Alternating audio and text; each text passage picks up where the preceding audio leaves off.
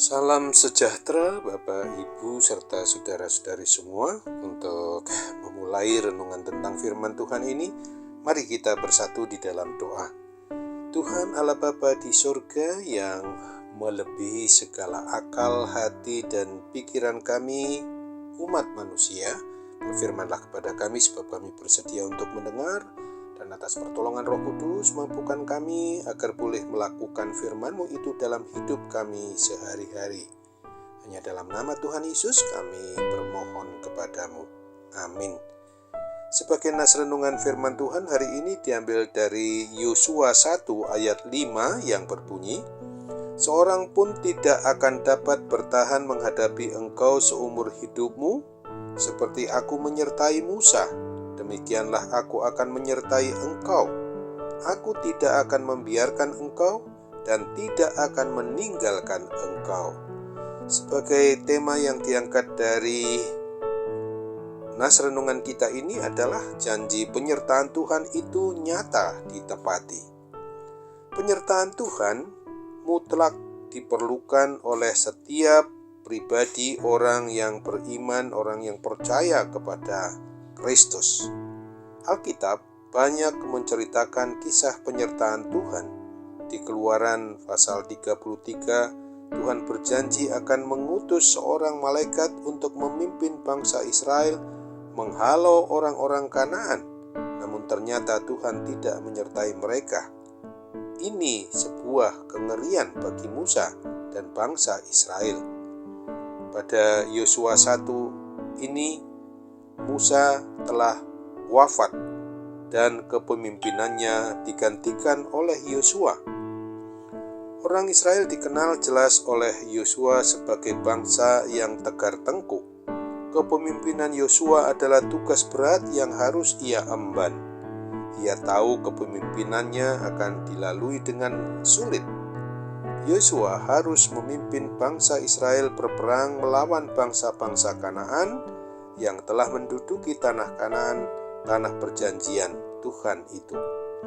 Di tengah beratnya tugas Yosua, hatinya bagaikan disiram air dingin yang menyegarkan saat Tuhan menyatakan janji penyertaannya pada ayat nas renungan firman Tuhan ini. Penyertaan Tuhan memampukan Yosua untuk mengalahkan musuh-musuhnya. Janji penyertaan Tuhan ini bukan serta-merta diberikan Tuhan kepada Yosua. Ada syarat yang harus dipenuhi oleh Yosua.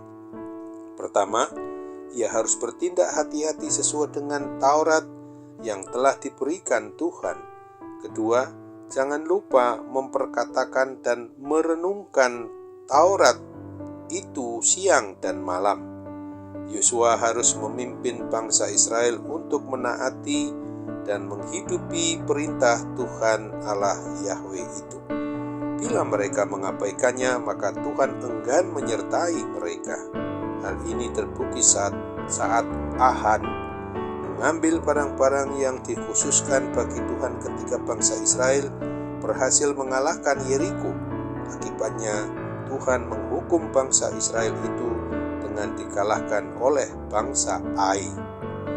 Penyertaan Tuhan sungguh nyata ketika Yosua beserta bangsa Israel yang mau taat setia kepadanya. Peristiwa mereka menyeberangi sungai Yordan adalah mukjizat yang menunjukkan penyertaan Tuhan.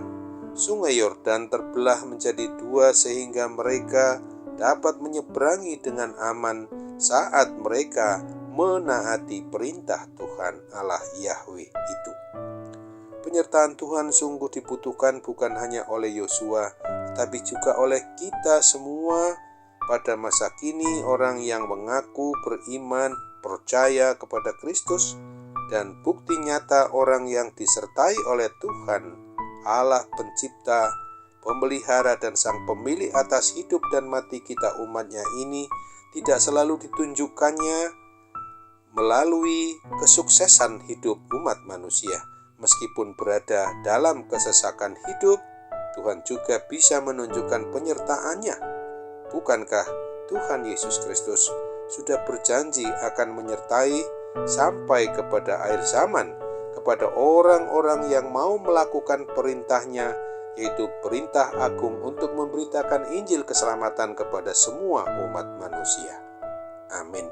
Mari kita kembali bersatu dalam doa.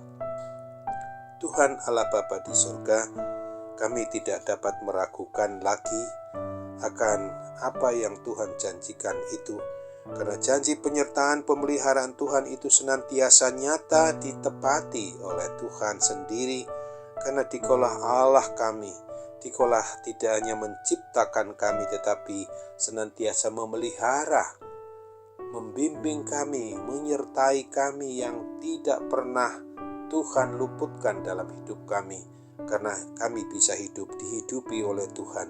Itu sebabnya kami harus akui sesuai dengan firman-Mu bahwa hidup kami adalah untuk Tuhan, bahkan sampai mati kami pun mati untuk Tuhan, bukan untuk diri kami sendiri.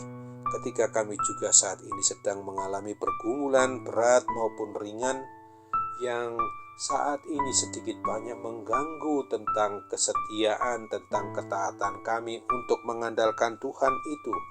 Tuhan, tolong kami agar tambahilah iman kami untuk sungguh-sungguh hanya percaya, hanya beriman kepada Tuhan Yesus Kristus, Tuhan dan Juru Selamat semua umat manusia.